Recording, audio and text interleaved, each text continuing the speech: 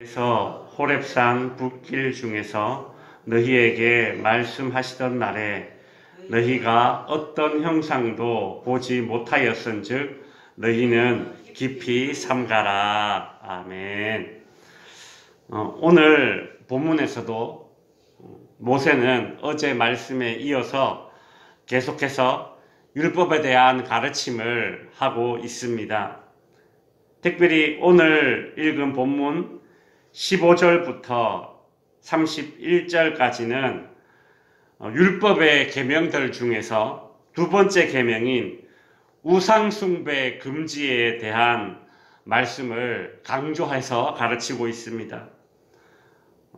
이 본문으로 오늘과 그리고 다음에 걸쳐서 두 번으로 나눠서 말씀을 살펴볼 텐데, 오늘은 배경적인 설명을 하고 다음번에는 이제 본문을 강의 위주로 다루도록 하겠습니다. 10계명의 말씀 중에 모세가 두 번째 계명인 우상 숭배 금지를 유난히 강조하는 이유는 무엇일까요?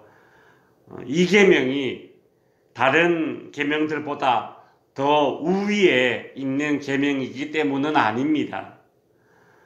우리가 앞에서 살펴보았듯이 이 신명기 4장 2절에 보면 내가 너희에게 명령하는 말을 너희는 가감하지 말고 라고 하죠. 모든 말씀, 모든 율법, 모든 계명은 어떤 차등이 있는 것이 아니라 다 중요합니다. 그래서 더하거나 빼지 말라, 이제 그렇게 모세가 말했습니다.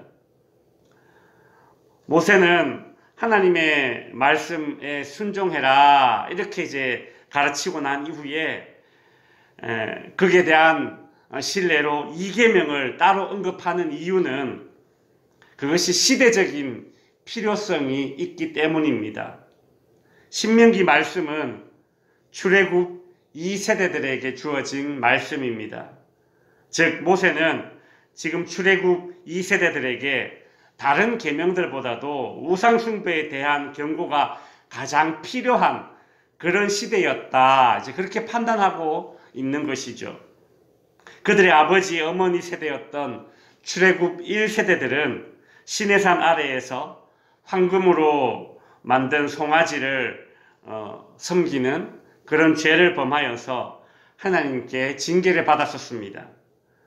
모세는 오늘 본문 15절에서 여호와께서 호렙산 불길 중에서 너희에게 말씀하시던 날에 라고 하면서 이스라엘 민족의 이 우상숭배의 첫 출발이었던 시내산 아래에서 벌어졌던 금송아지 사건을 이제 다시 한번 상기시켜주고 있죠. 그리고 실제로 출애굽 2세대들도 오늘 신명기 말씀을 받는 이 출애굽 2세대들도 얼마 전에 바알부올에서 음행과 우상숭배로 하나님의 징계를 받았던 전례가 있습니다. 우상숭배의 유혹은 출애굽한 이스라엘 백성들이 대를 이어서 저질렀던 만큼 그런 심각한 죄악입니다. 그만큼 이 죄가 이들에게는 아주 치명적인 약점이었던 것이죠. 우리가 어떤 일을 하거나 아니면 격하게 운동을 하고 나면 그 다음날 사람들마다 아픈 부위가 다르죠. 어떤 사람은 허리가 아프다 하고, 어떤 사람은 어깨가 아프다 하고, 어떤 사람은 무릎이 아프다고 합니다.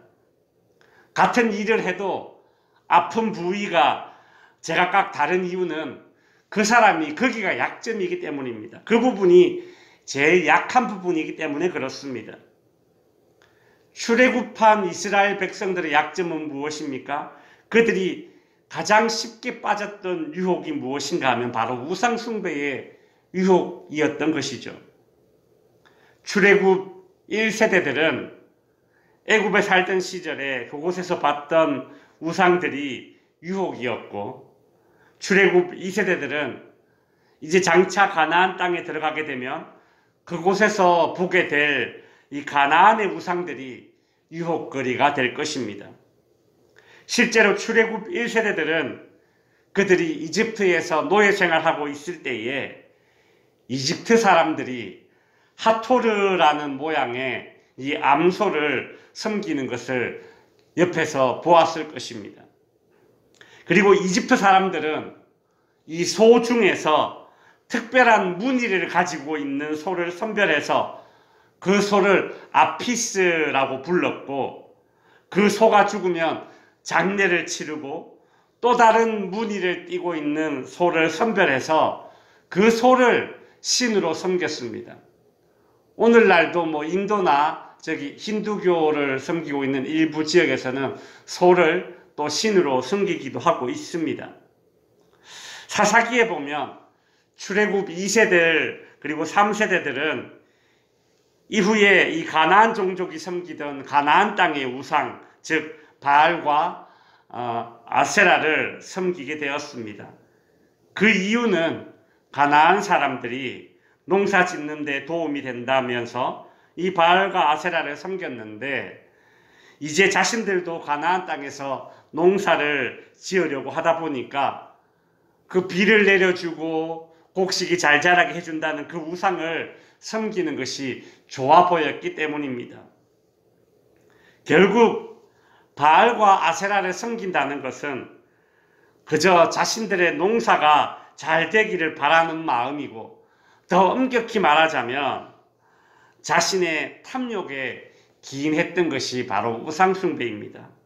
말씀을 정리하겠습니다. 모세는 많은 율법의 말씀들 중에서 이계명, 우상숭배 금지를 유독 강조하는 이유는 무엇입니까? 그것이 시대적인 필요성이 있기 때문입니다.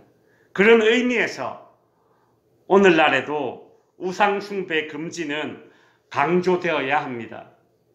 출애굽 1세대와 출애굽 2세대는 모양은 다르고 이름도 다른 우상을 각각 섬겼습니다.